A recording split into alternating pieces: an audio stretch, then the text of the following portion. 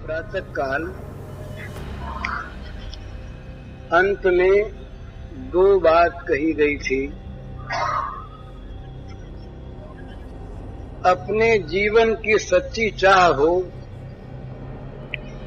और विश्वास पूर्वक भगवत प्रार्थना हो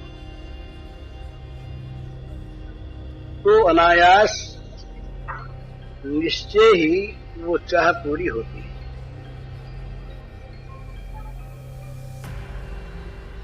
जिस चीज की चाह होती है ना अत्यंत, उसका स्मरण अपने आप होता है। सवेरे एक प्रश्न आया था कि भगवान का स्मरण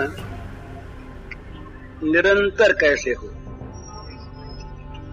एक प्रश्न था, अब भी वही शायद है कि सब कुछ प्रियतम के रूप में कैसे दिखे।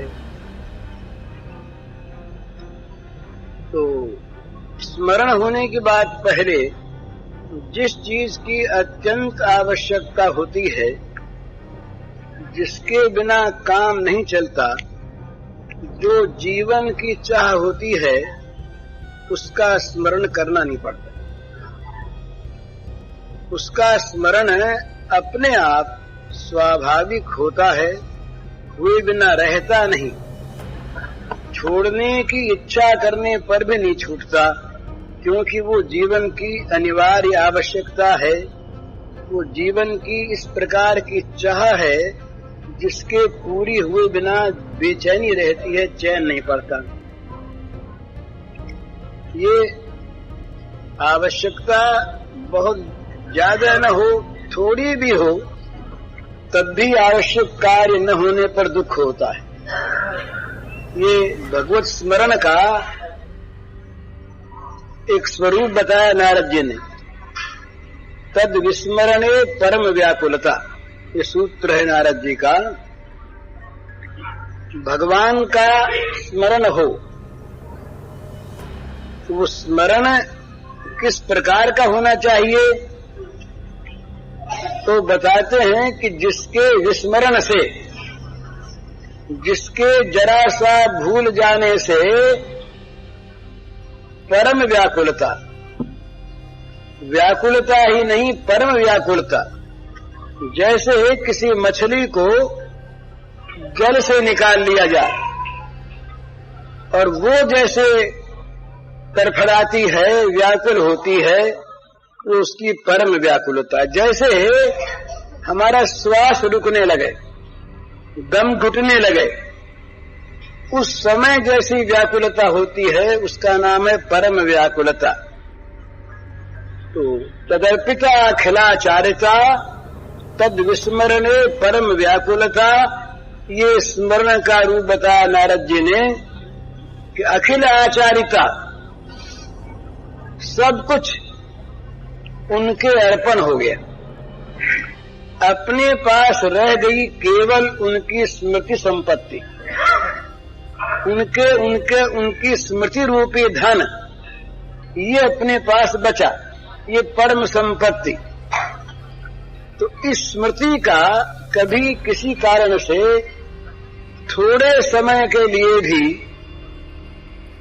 यदि तांता टूट जाए तो तद विस्मरणे परम व्याकुलता, ऐसी व्याकुलता हो जाए कि उसे लोग देख न सके, माने देखने वाले घबरा जाएं। इस प्रकार की व्याकुलता को कहते हैं परम व्याकुलता।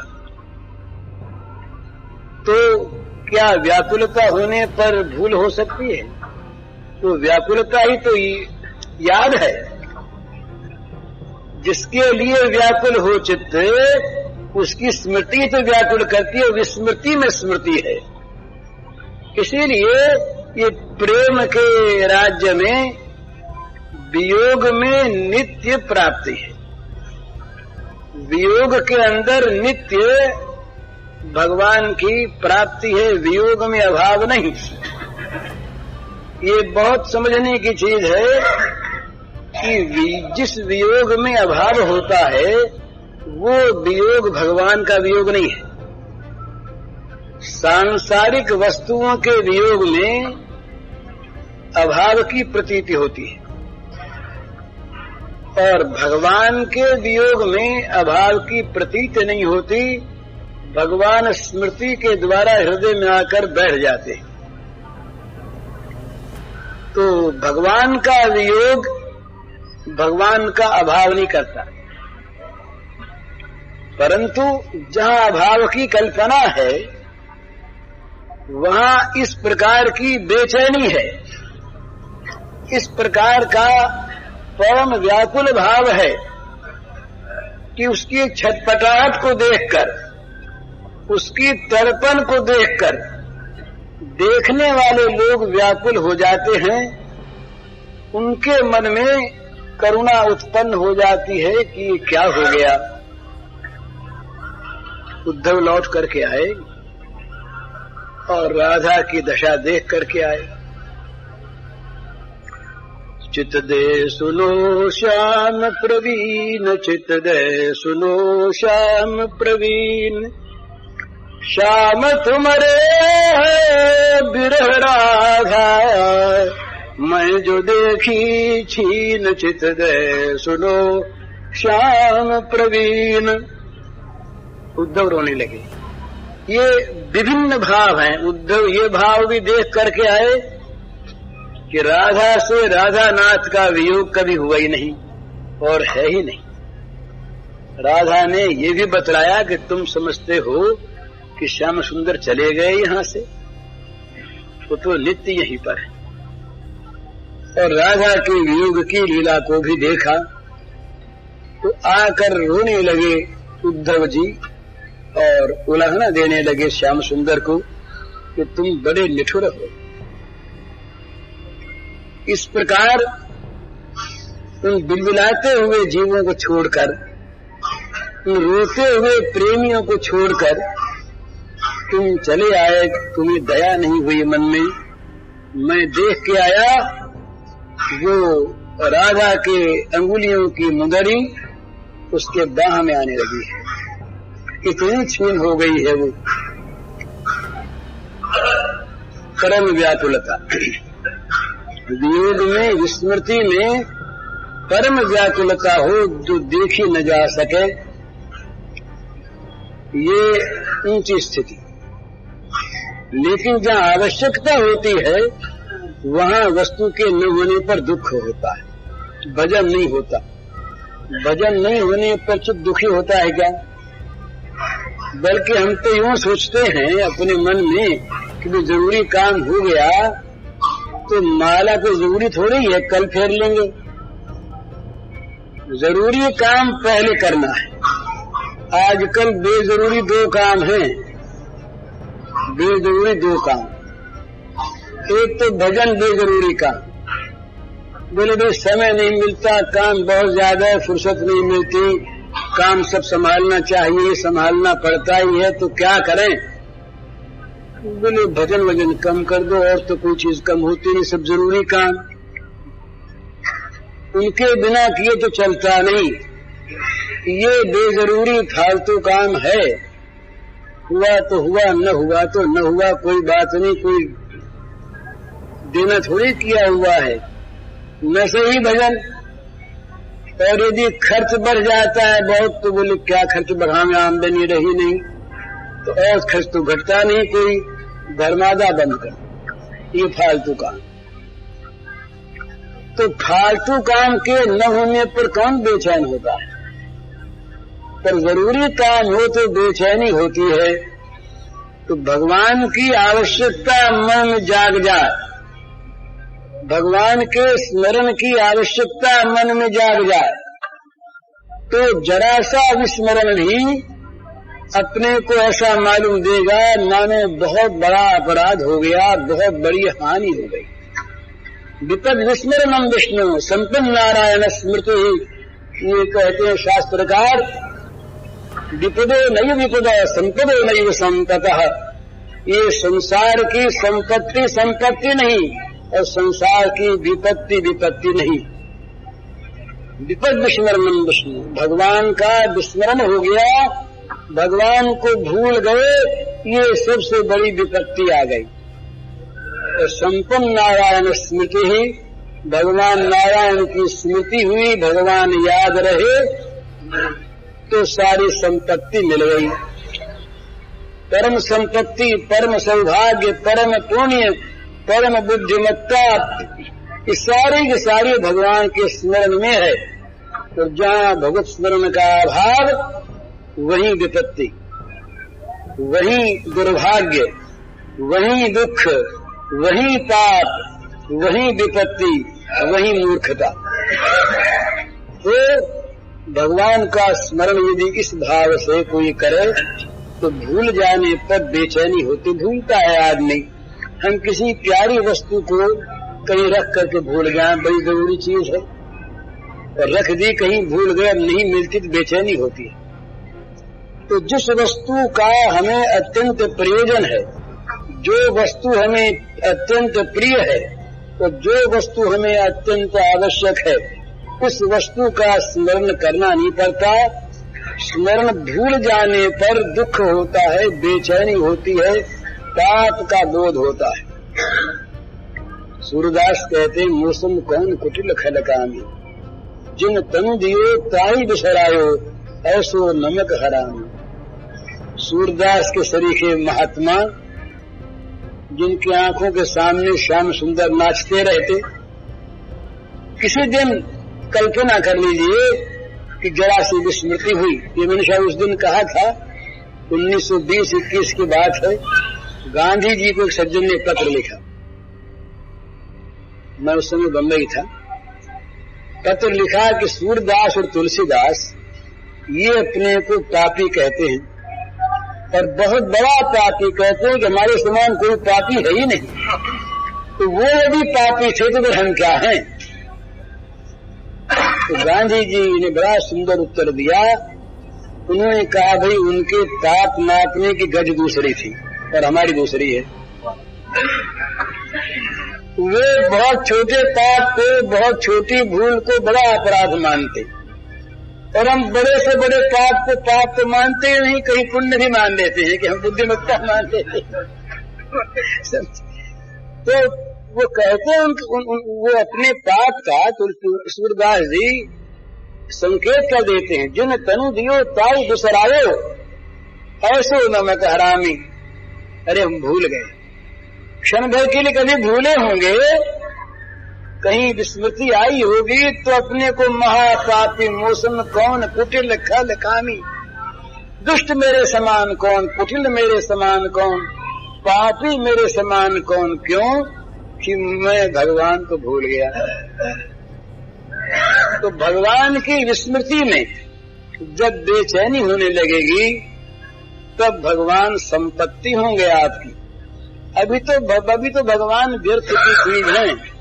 फुर्सत हुई आपको, भगवान पर कृपा की आपने, तो कभी उनका स्मरण कर लिया, उन पर एहसान देखो हमने तुम्हारा स्मरण किया, याद रखना भला, तुम्हें बदला उतारना है इसका।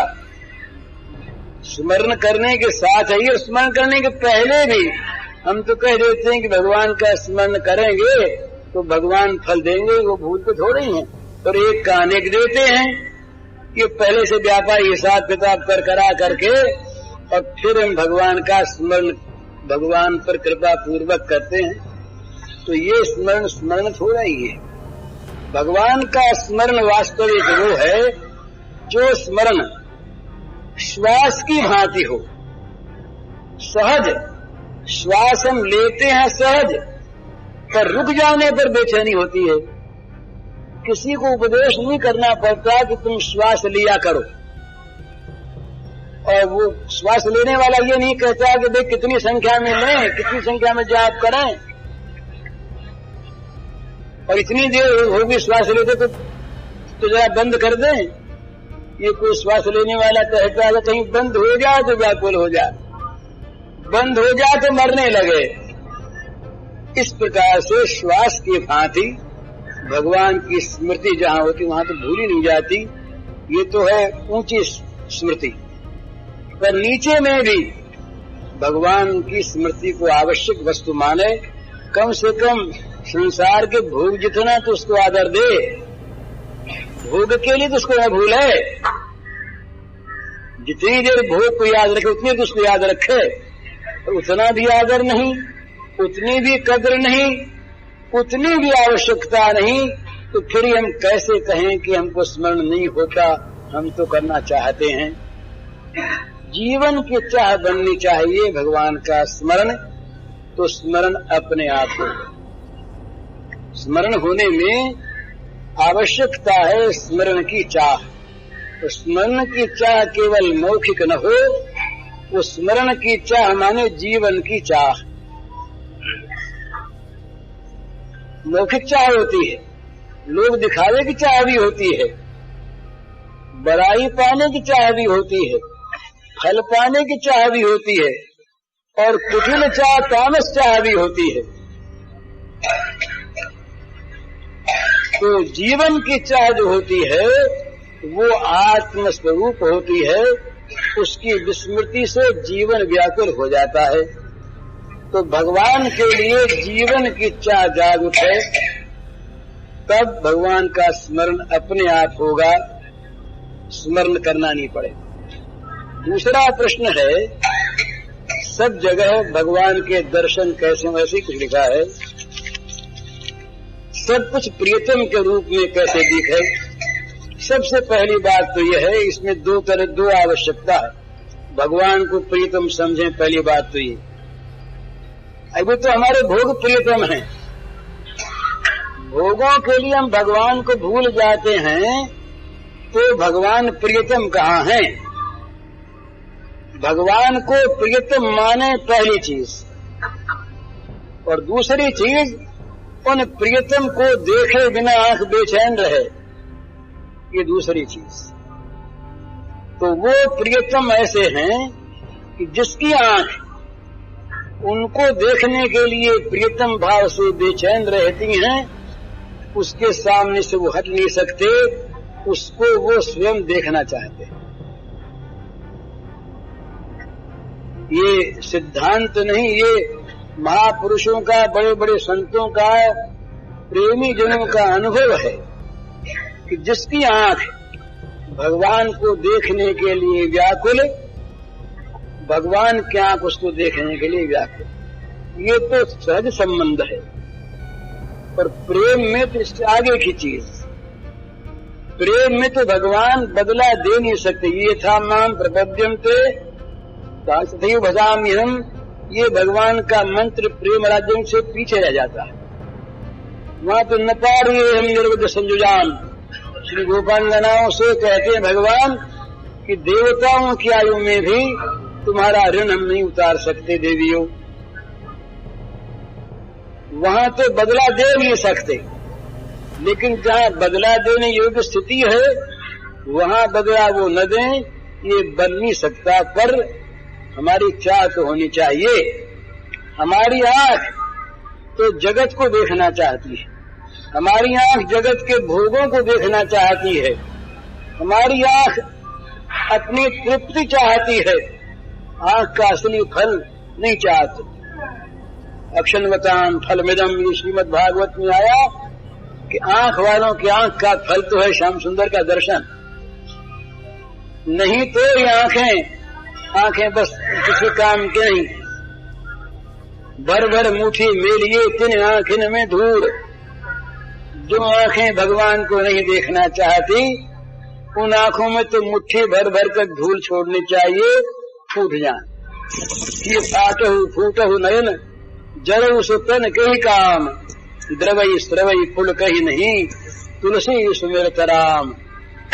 भगवान का स्मरण करके जिसका हृदय द्रवित न हो, पिघल न जाए, वो हृदय फट जाए। जिन आंखों में भगवान की स्मृति से ही प्रेम के आंसू न बहने लगे शीतल, वो आंखें फूट जाएं। और भगवान के मधुर स्मरण से जिसका शरीर रोमांचित न हो जाए, वो शरीर जल जाए।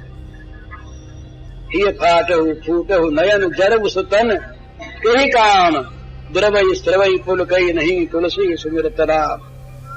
तो भगवान को सर्वत्र प्रियतम रूप से देखने का साधन है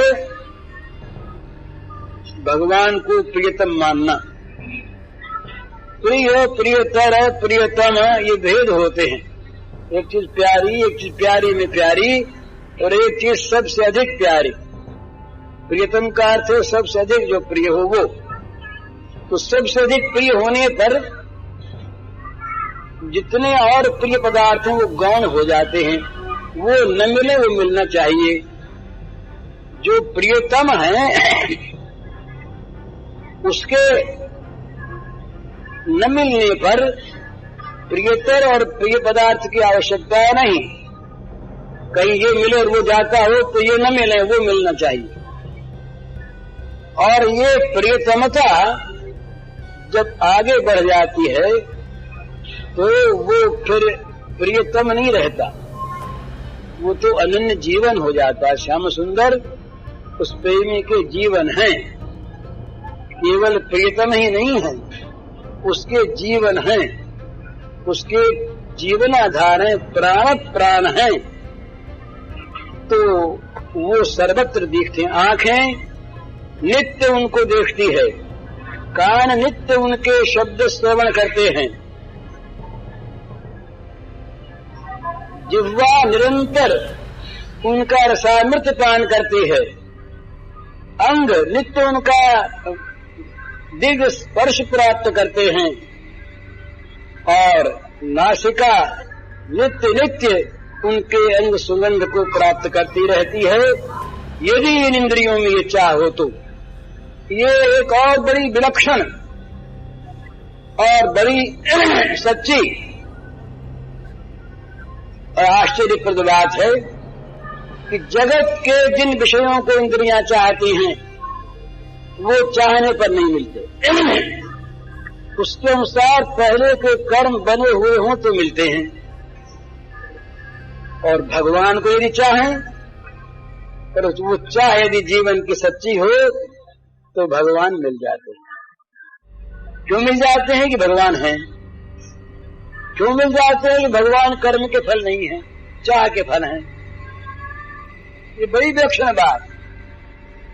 धन मिलना दुर्लभ है, यदि कर्म न हो तो भगवान मिलने सहज हैं, क्योंकि वो कर्म के फल नहीं। पर हम तो इतने अभागे हैं कि जो वस्तु चाह से नहीं मिलती उसके लिए तो रात दिन रोते फिरते हैं तो वे वस्तु मिले और रह जाए, और जो वस्तु चाह करने पर मिल जाती है उसकी ओर हम मुंह मोड़े हुए हैं। ये हमारा दुर्भाग्य है। तो भगवान को प्रियतम रूप से सर्वत्र देखना हो तो भगवान में प्रियतम भाव करो। ये सबसे पहली बात। भगवान ही प्रियतम, उसके सिवा कुछ भी प्यारा नहीं।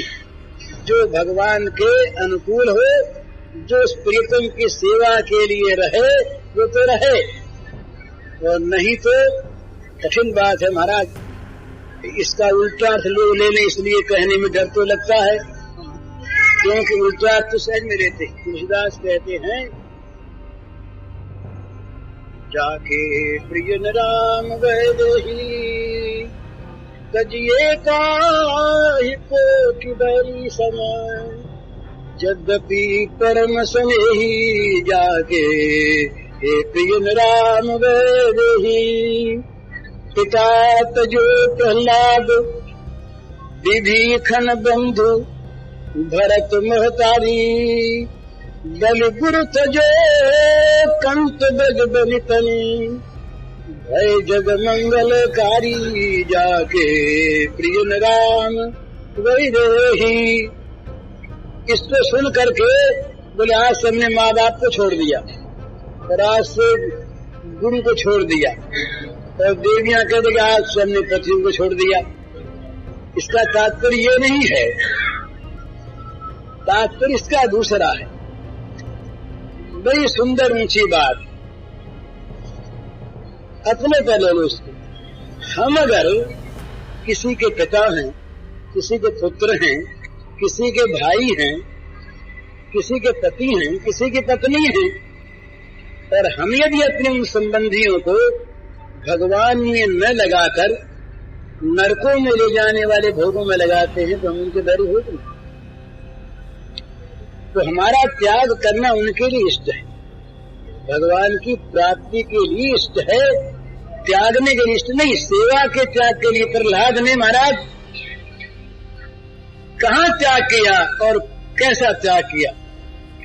पिता ने कहा कि तुमको आग में डालेंगे, मंजूर पिता स्वीकार।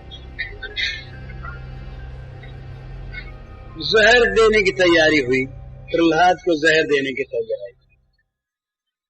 जहर कौन दे?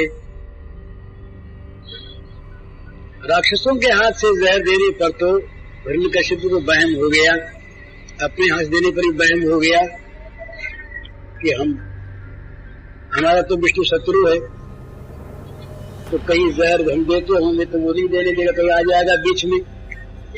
और दैत्य लोग जो हैं उनकी करतूत देख चुके, सारी की सारी सब मारने आए, कोई उसको मार सके नहीं।